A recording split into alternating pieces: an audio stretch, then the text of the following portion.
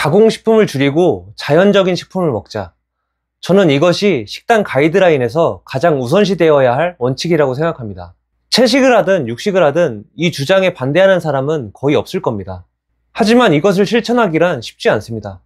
신선한 재료를 구입해서 직접 요리해야 하고 밖에서는 이 기준에 부합하는 음식을 찾기가 어렵습니다. 따라서 바쁜 일상을 보내는 우리들은 적절한 타협점을 찾아야 합니다.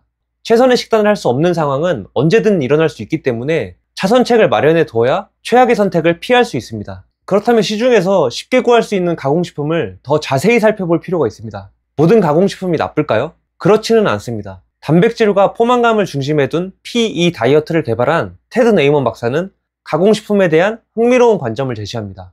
And today I just wanted to say a couple things about processed food. Now, for a long time, I've been a really big fan of the paleo diet. I like to look at diet through an ancestral lens. I like to look at diet through an evolutionary lens. I like to look at the sort of foods that humans are adapted to eat.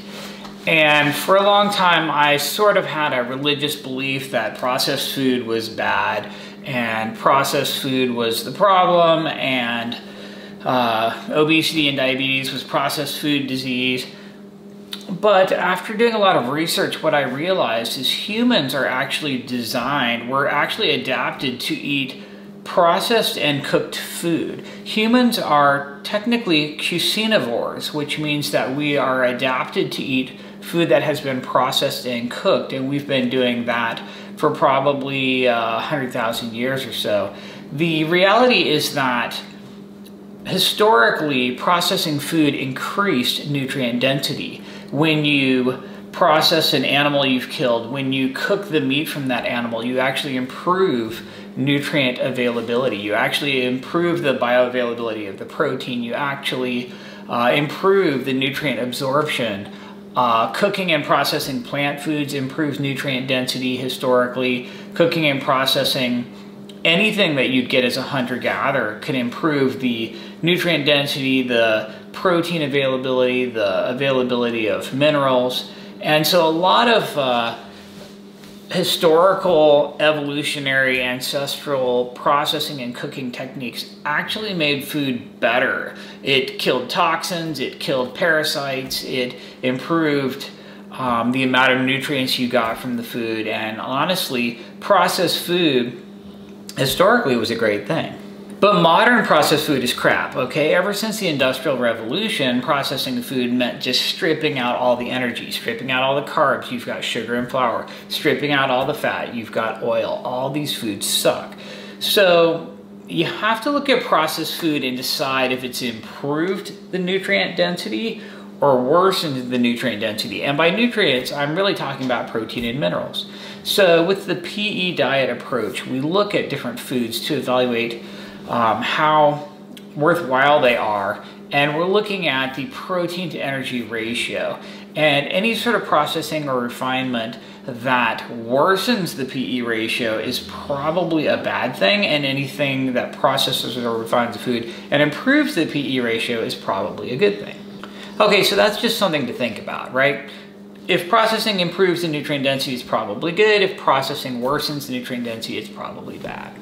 여기서 네이먼 박사가 말하는 영양 밀도는 단백질과 미네랄을 의미한다는 점에 주목할 필요가 있습니다. 대체로 가공식품은 자연식품보다 영양 밀도가 높습니다. 하지만 가공 과정에서 탄수화물의 밀도가 높아진다면 그건 나쁜 가공식품일 가능성이 큽니다. 식이섬유가 제거되고 순수한 탄수화물만 남는다면 혈당이 빠르게 상승하고 인슐린 반응이 커지며 포만감은 오히려 떨어집니다. 이런 게 우리가 알고 있는 나쁜 가공식품의 전형적인 형태죠.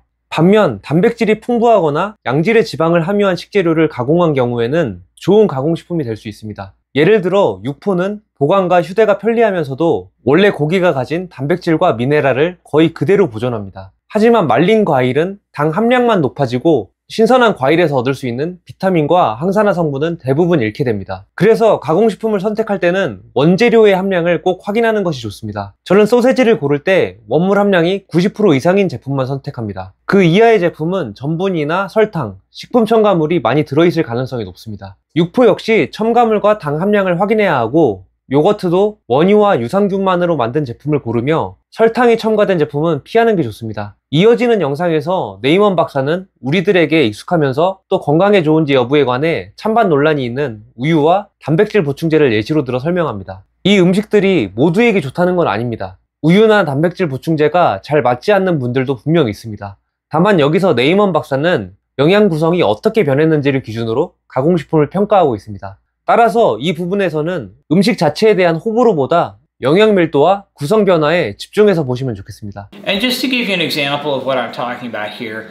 Okay, here's an example of a quote-unquote processed food that's actually improved nutrient density. Fairlife milk. I am not sponsored by these people. I don't specifically tell people to buy this milk. I'm not really even a huge milk fan. But this milk is ultra filtered, and what they've done is removed most of the lactose or milk sugar, and they've actually removed some of the energy from this, the milk fat and the lactose or milk sugar, and what you're left with is a much higher protein percentage, and you've got all the micronutrients, the calcium and the protein, with less of the energy. And if you compare the macros, on this stuff, it's actually quite a bit better than regular milk. You have much higher protein and lower energy. So this is basically a processed food that's really improved nutrient density. So there's a lot of processed foods that are actually great. Greek yogurt, for example, is highly processed, phenomenal food, really good nutrient density, excellent protein to energy ratio. It's actually spectacular. Another processed food that's pretty reasonable is whey protein. Now, I'm not a huge fan of whey protein. Nobody has to use whey protein. I think it's inferior to real food.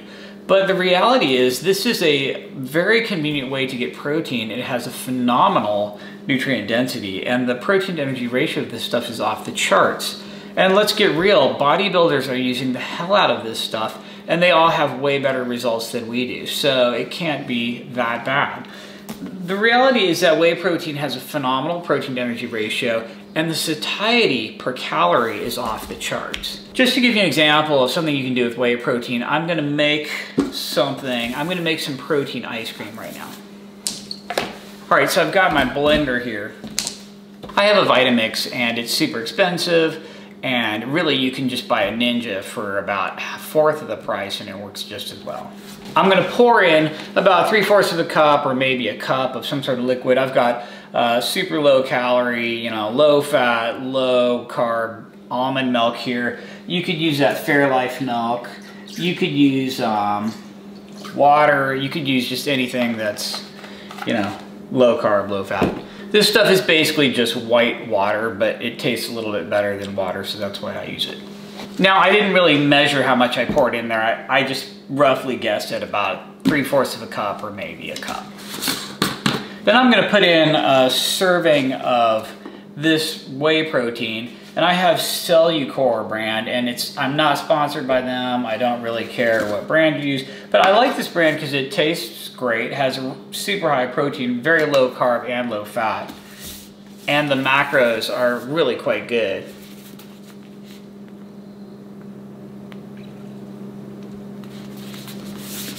Molten chocolate flavor. I like it, it's good.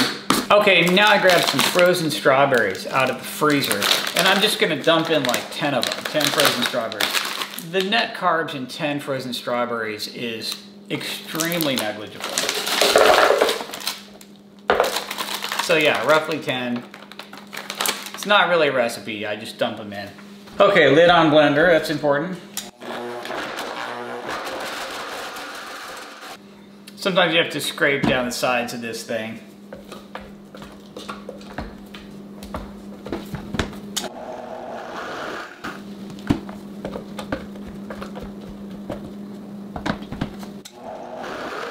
Okay, and here's what you're left with.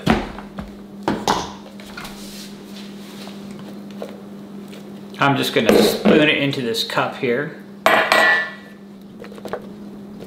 Protein ice cream, so good. All right, so here's the final product. And it's just absolutely delicious. It's like this thick, delicious, fantastic ice cream, super chocolatey, some strawberries in there. Really good. Yeah, it's actually amazing. Wow. Yum. That stuff is good. So this whole cup is about 25 grams of protein at maybe 10 grams of net carbs, and I believe 2 grams of fat.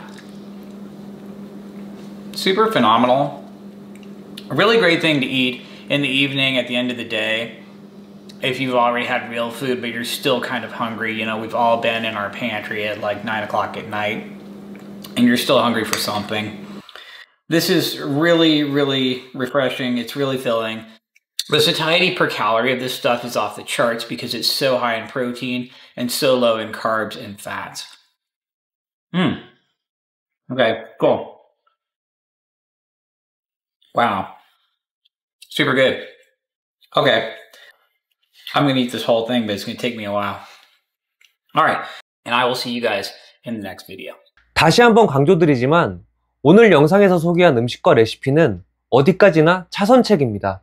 저도 보충제는 며칠에 한번 필요한 상황에서만 사용하고 되도록이면 자연적인 음식으로 필요한 영양소를 채우려고 합니다. 식단을 할 때 너무 이상만 쫓을 필요는 없습니다. 솔직히 말해서 이 세상에서 가공식품을 완전히 없애고 자연식품만 먹는 건 거의 불가능합니다.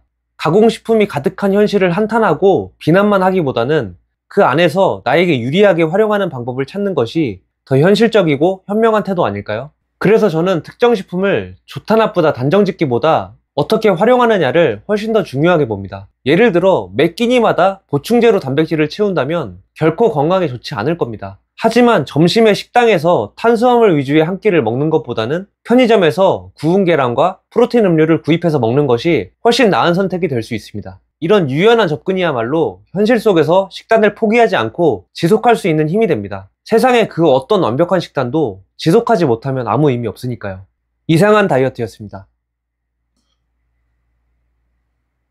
자, 저도 그 영상에서 테드 네이먼 박사가 소개한 단백질 보충제를 활용한 디저트 딸기 아이스크림 한번 만들어 볼게요. 저는 쿠팡에서 구입한 락토프리 우유를 사용할 거고요.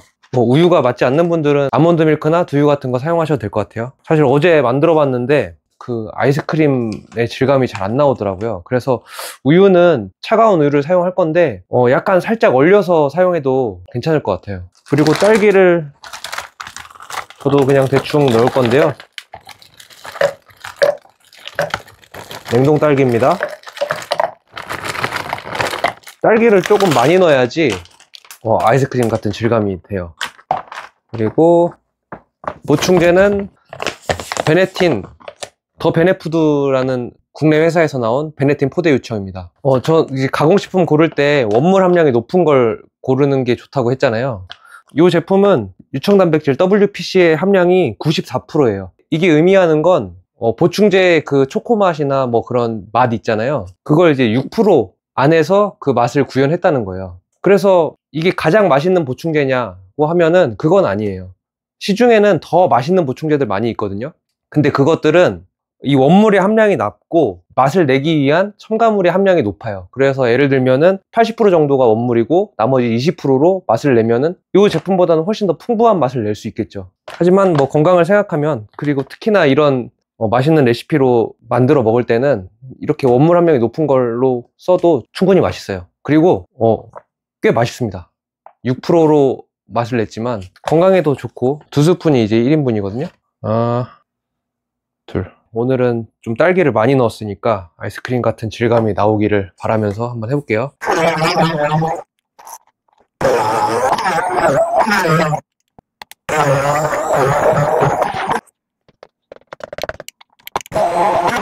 얼린 딸기를 많이 넣으니까 훨씬 더 아이스크림 같은 질감이 됐어요. 근데 이제 갈 때 좀 생각보다 빡빡하네 이랬는데 그래도 완성이 되고 나니까 이게 훨씬 더 아이스크림 같은 질감이 됐네요. 컵에 따라서 한번 먹어보겠습니다.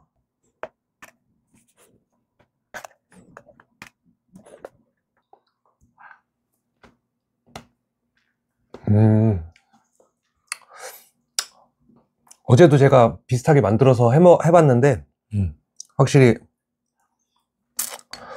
조금 더 이렇게 아이스크림 같은 질감이 됐네요. 우유를 살짝 얼려서 하면은 훨씬 더 맛있을 것 같아요. 지금 우유를 일부러 조금 넣었더니 딸기 맛이 굉장히 강해요. 굉장히 맛있습니다. 진짜 여름에 시원하게 먹기 정말 좋은데요. 냉동 과일이 생각보다 종류가 많아요. 저희가 주로 블루베리 많이 먹잖아요. 지금 저렇게 딸기도 있고 체리도 있고 망고도 있고, 그래서 그런 과일들로 응용하면은 뭐 여러 가지 레시피가 나올 수 있을 것 같아요. 이거 정말 맛있습니다. 그리고 제가 자주 해먹는 또 한 가지 레시피를 한번 보여드릴 건데요. 굉장히 간단합니다. 이번에는 딸기 맛을, 베네튼 포드 요청 딸기 맛입니다. 이것도 원물이 94%고요. 딸기 맛인데 특이하게 인공적인 딸기 향도 들어있는데 딸기 농축분말이 들어있어요. 물론 이것도 가공식품이지만 나름 건강을 생각해서 최대한 고려해서 만든 제품이라는 게 느껴지죠, 거기서. 일단 이번에는 1회 분량이 아니라 반만 넣을 거예요. 반만 넣어 볼게요. 이 요거트를 이용할 겁니다. 이거는 그릭 요거트 아니라 그냥 일반적인 요거트인데요. 당 함량이 걱정되시면 유청이 빠진 그릭 요거트 구입해서 사용하셔도 되고요. 저는 어차피 하루에 먹는 요거트 양이 그렇게 많지는 않으니까, 싸고 많으니까 요걸 이용합니다. 그래서 보충제 한 스쿱 넣은 상태에서 이 요거트를 부어줍니다. 그리고 제가 자주 먹는 블루베리, 냉동 블루베리를 얹어주면 끝입니다. 이런 모습이 됩니다. 그럼 이거를 이제 한번 섞어 볼 건데요. 이렇게 수저로 이렇게 저어주면은 보충제가 요거트하고 잘 섞여요. 아무 보충제나 다 이렇게 되는 건지는 모르겠어요. 근데 베네튼 포드 요청은 풀림이 좋아서 그런지 이렇게 수저로 대충 저어도 잘 섞이더라고요. 이런 모습입니다. 좀 보기가 안 좋은데 블루베리를 하나 조금 더 얹어 볼까요? 이런 모습입니다. 썩 예쁘진 않은데 그래도 맛있어요. 네, 이것도 한번 먹어 볼게요.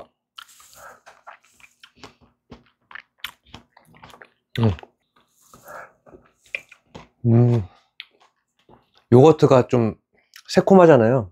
그래서 이 딸기 맛 보충제랑 굉장히 잘 어울립니다.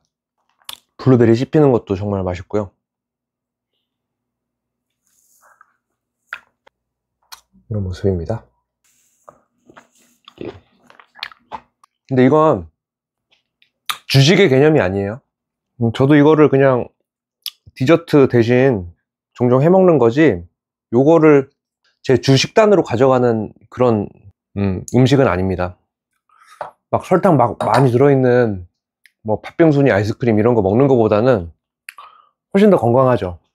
단맛에 대한 욕구도 많이 줄어들고 단백질도 많이 채울 수 있고, 그래서 여러분도 한번 해보시면 좋을 것 같아요.